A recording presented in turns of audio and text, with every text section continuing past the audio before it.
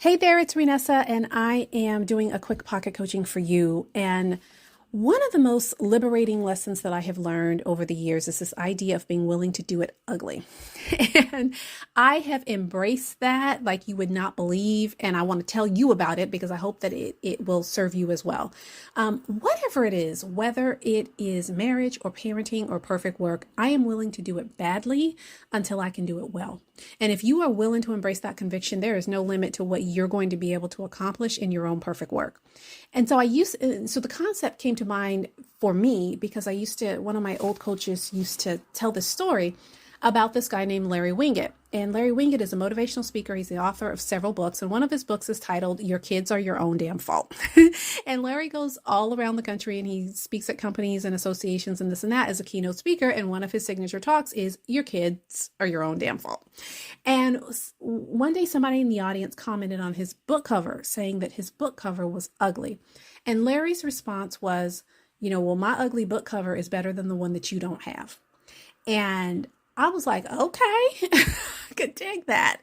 And so I took that motto and I took that principle and as a way to be able to just get stuff done fast, like to move on, to get out there, to get more visible, to fail faster, to try things faster and just to move forward. And this is how it's played out in my own life.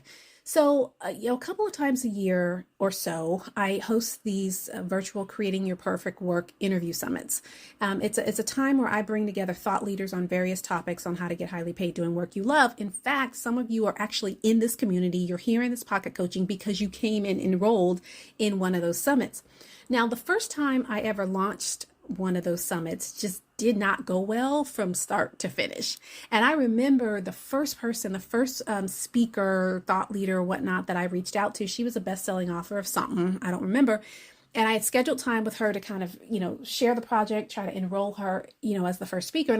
And admittedly, I was not ready. I wasn't prepared. I didn't really understand all that I was doing. I didn't really get the process that I was trying to learn. But my peers were like, you need to just get on out there, do it, go figure it out. So I scheduled this call with this woman and I got my ass handed to me on that phone. Like, she was like, what the hell are you talking about? She was confused. My pitch wasn't really polished.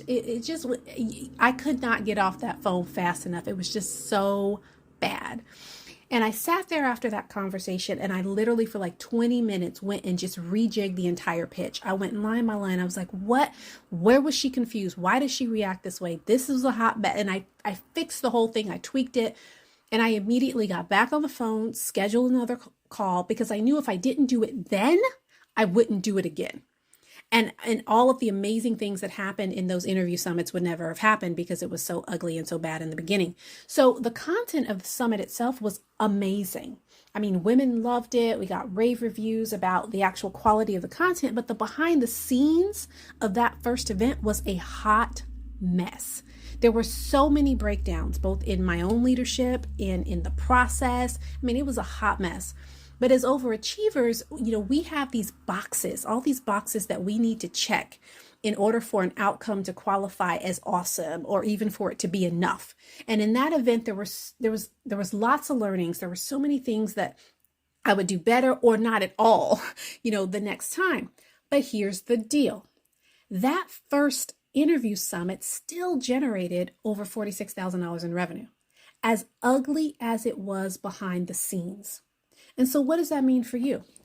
What you got to realize is that there's no shortcut to mastery, right? No matter what you're trying to do, it's a function of time and it's a function of experience. If you want to reach mastery faster, then you need to gain more experience in a shorter period of time. That means more reps, more swings at the bat, more face plants of failure. And most of us are too afraid of the face plants.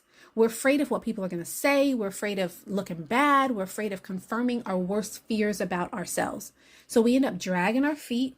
We're hiding behind perfection. We're making sure that everything is just right, that our resumes are just right, that the LinkedIn profile is just right, that the website messaging, our content, our networking ask, that all of that is just right. But you can perfect it all you want. But the bottom line is that you're still going to have to go out there and let it flop.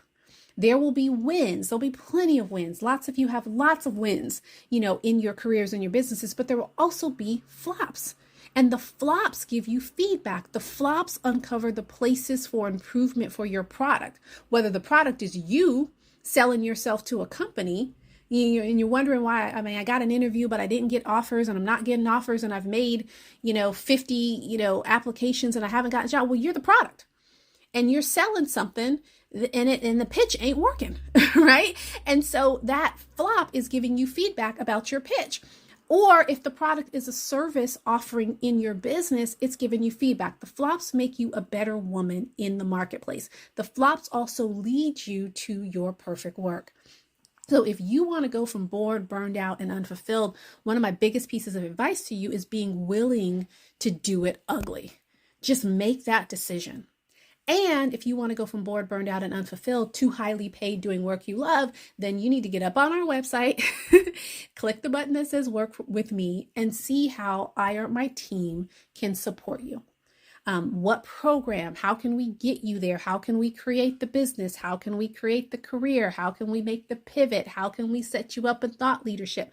Whatever needs to happen for you to be able to do that. It ain't going to be ugly, but on the other side of ugly is highly paid doing work you love, which makes it all worth it. So I hope this helps, and I'll see you guys on the other side. Bye.